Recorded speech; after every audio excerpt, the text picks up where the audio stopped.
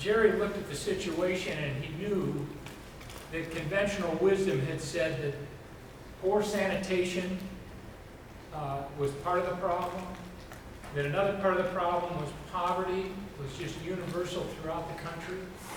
They looked around and said, you know what, potable, clean water that people could drink or use, it's not readily available. People have to walk for miles every day to get to a well, just to get the water that they need. Rural people also tended to be ignorant about nutrition and about nutritional needs for their families. And so Jerry Sterling looked at the issues, and he looked at those 4 issues, and he said, you know, those issues are TBU, true, but useless. And he said there's got to be another way. There's no way he could go that route, especially if he only had 6 months. He could not solve the issues of sanitation, potable water, ignorance among the population, poverty. Those are huge things. So he knew something about people. He knew, first of all, that mothers don't want to see their children starve. Their emotions are wrapped up in their children. And to see their children starve, it's breaking their heart. The second thing he knew about people was that we have this capacity for pattern recognition. We look around and we see, let's say you own a Ford. You just bought a new Ford off the lot. You're driving down the road. What do you see? You see all the Fords on the road. You say, man, that's an old Ford. Mine's better than that. You see another Ford and you say, yeah, now that's a nice one. Titanium. I like the way that one's. You know, pretty soon you're seeing everything you can see is Fords. You recognize the patterns out there.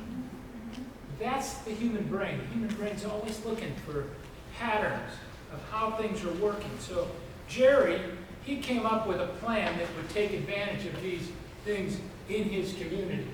You know, we're on the wheel now. We're on the third slide with the wheel. Okay, good.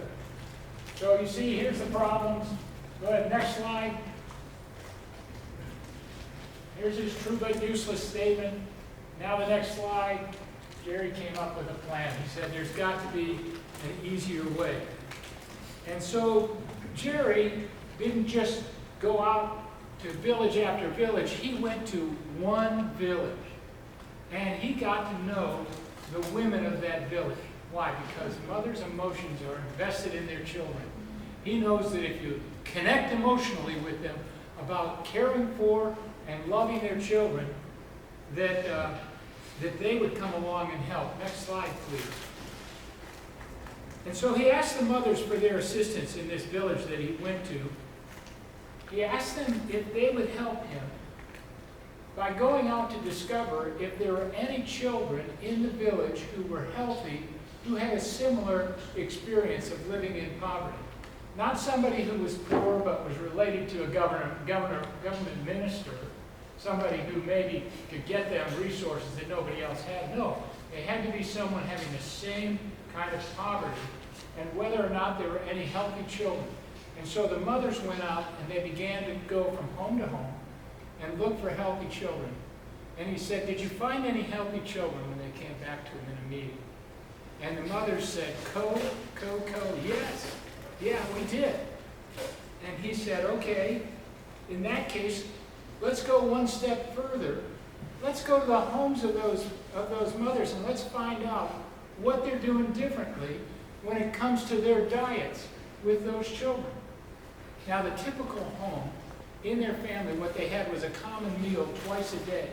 Adults and children sat there around the common bowl, and of course the children are smaller than the adults. The adults are dipping in, and they're going deep in the bowl, and they're pulling out things that have gone to the center of the bowl. What do you suppose is down there? Not only rice, but yeah, you've got seafood. All the protein went down to the center of the bowl, because in the rice patties, there's shrimp, freshwater shrimp in there. Now, there's also little crabs and crustaceans. So the adults are eating those things, and they're getting protein. The children, on the other hand, are dipping right at the edge. And all they're getting is the rice and some broth. And 2 meals a day just isn't enough for growing children. Now, in the homes where the mothers were seeing different results, the children were getting better nutrition, the mothers sat alongside the children and dipped deep into the bowl, and they got the protein for the kids. And so the kids began to eat better at those 2 meals, but they did something more. They added 2 more meals. And so the children had 4 meals a day in those homes in which they were getting protein, and then they had something else they threw into it, sweet potato greens. And what do you suppose sweet potato greens provide? A little calcium. So those children are growing stronger, bigger, healthier, while other children in the village were malnourished and starving. And so the mothers began to report on what they saw. And after they delivered a report on, can we go to the next slide, please? After they delivered the report on the next, on what was going on, they said, what can we do together that will help us develop the habits that these other mothers have so that our children are healthy too? And you know what they did? They put together a cooking school. And for a few weeks, all the mothers gathered in the village and they cooked together and they fed their children together. And they found that after a few months, 65% of the children in that village were now no longer malnourished, but were growing in healthy ways again. The results were so impressive, in fact, that word got out. It's kind of like you throw a rock into a pond, right? What do you get? You get ripples that go out in concentric circles. Well, the word went out, and people from 14 different villages around them said, what are you doing with your kids? We want to get the same results.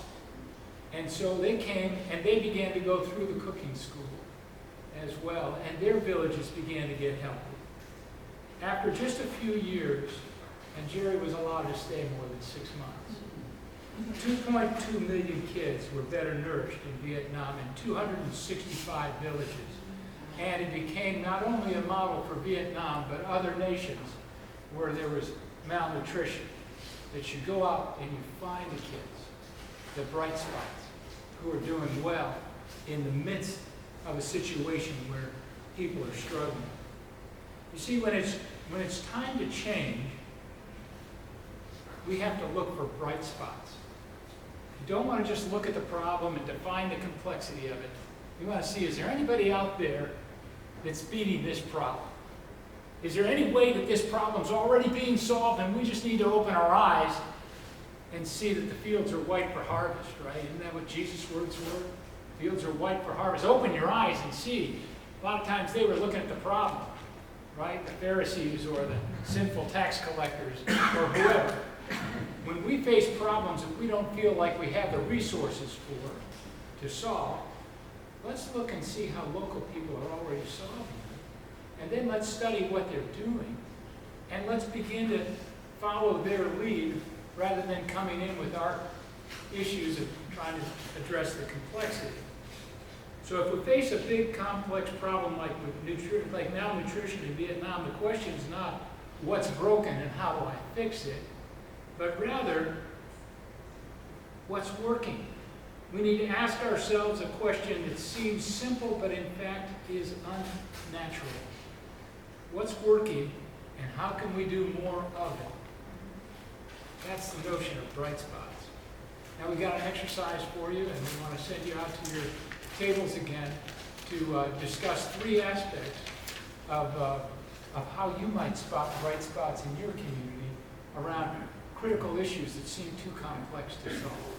So why don't you go to your tables, you'll find papers there, and you've got a half hour to work on this bright spot exercise, and I think you'll come back with some brand new ideas about how to approach things that may have stumped you in the past. 30 minutes. Are we going to our Your city tables or our number tables? No, your City. Your table. Okay. unless you want to spy on the other table. Of course, you could work together, I suppose. I don't know. We occasionally like people to work together.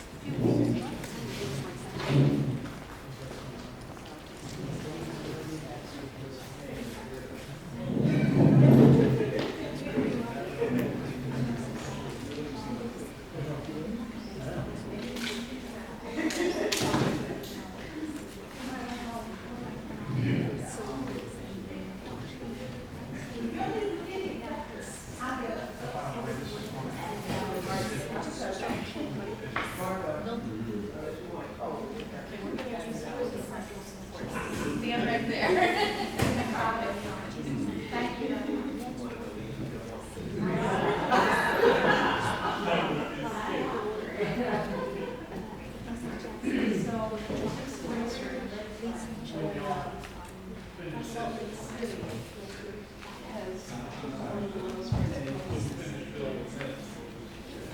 And so what, And that will, but they